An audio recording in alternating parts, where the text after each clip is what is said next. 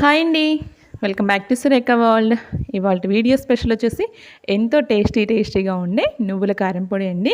ఈ నువ్వుల కారం పొడిని రెగ్యులర్గా తీసుకోవడం వల్ల హెల్త్కి చాలా మంచిదండి. బ్లడ్ తక్కువగా ఉన్న వాళ్ళు కూడా రెగ్యులర్గా తీసుకోవడం వల్ల మంచి రిజల్ట్ ఉంటుంది. సో ఇది మల్టీపర్పస్గా యూజ్ చేయొచ్చండి. ఏదైనా మసాలా లేని కర్రీస్లో కూడా ఈ పౌడర్ని యాడ్ చేసి పులుసు కూరలు కానీ అలాగే ఏమైనా ఫ్రైస్ కానీ యాడ్ చేసుకొని టేస్టీగా చేసుకోవచ్చు అండి రెసిపీస్.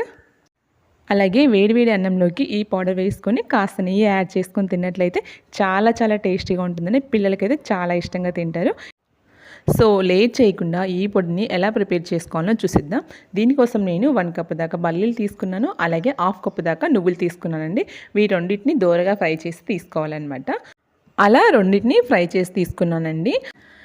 అలాగే ఒక పావు కప్పు దాకా కొబ్బరి, ఒక 5-6 అంటే కారానికి సరిపడా ఎండుమిర్చిని తీసుకోవాలి. అలాగే 1/2 కప్పు దాకా కరివేపాకుని యాడ్ చేయాలి. కొద్దిగా జీలకర్రను కూడా యాడ్ చేసి అంతటిని కూడా ఫ్రై చేసుకోవాలండి. ఫ్రై చేసుకొని ఒక ప్లేట్లోకి తీసుకోవాలన్నమాట.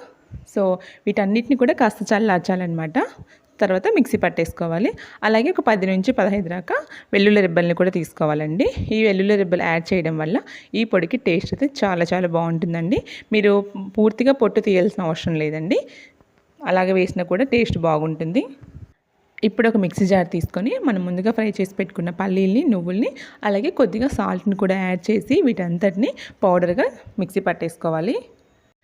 ఈ పల్లీలు నువ్వులతో చేసిన పౌడర్ని రెగ్యులర్గా తీసుకోవడం వల్ల పిల్లలకి కానీ పెద్దలకు కానీ హెల్త్కి చాలా మంచిదండి. ఇలా పౌడర్గా మిక్సీ పట్టేసుకోవాలన్నమాట. నార్మల్గా అయితే ఏ గ్రేవీ కర్రీలో అయినా కూడా ఇలాంటి పౌడర్ని వాడడం వల్ల కర్రీకి మంచి టేస్ట్ ఉంటుందండి. మోస్ట్లీ ఈ పౌడర్ అందరికీ తెలిసే ఉంటుందండి. బట్ తెలియని వాళ్ళు కూడా ఉంటారు కదా. సో వాళ్ళ కోసం అనేసి ఈ రెసిపీ చేస్తున్నాను అనమాట. బట్ మన ఛానల్లో కూడా అన్ని రెసిపీస్ ఉండాలి కాబట్టి సో అలా ట్రై చేశాను.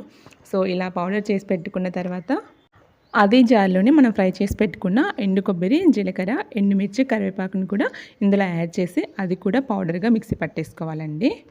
ఇందులో కంపల్సరీ ఎండుమిర్చిని యాడ్ చేయాలండి. కారం పొడిని యాడ్ చేస్తే టేస్ట్ అయితే కంప్లీట్గా చేంజ్ అయిపోతుంది. సో ఇలా బరక్గా మిక్సీ పట్టేసుకోవాలన్నమాట.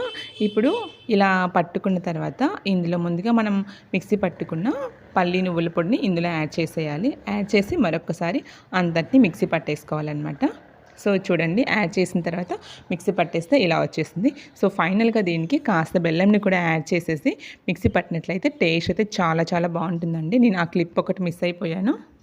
సో ఇలా కనుక పొడిని ప్రిపేర్ చేసుకొని గాజు సీసాల్లో స్టోర్ చేసుకున్నట్లయితే మనకి 2 to 3 వీక్స్ దాకా మనకి మంచిగా స్టోర్ ఉంటుంది. ఫ్రిడ్జ్లో పెట్టాల్సిన అవసరం లేదండి. బయట ఉన్నా కూడా మంచిగా ఉంటుంది. టేస్ట్ కూడా చాలా బాగుంటుంది. తప్పకుండా ట్రై చేయండి. ట్రై చేయాల్సిన పొడి అనమాట. చాలా హెల్తీ కూడా.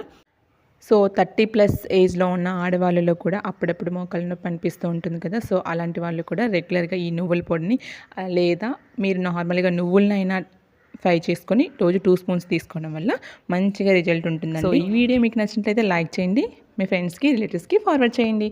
ఇలాంటి simple and tasty quick recipes కోసం సురేఖ వరల్డ్ ఛానల్ని ఫాలో అయిపోండి. నెక్స్ట్ వీడియోతో మళ్ళీ కలుద్దాం. Until then bye. Thank you.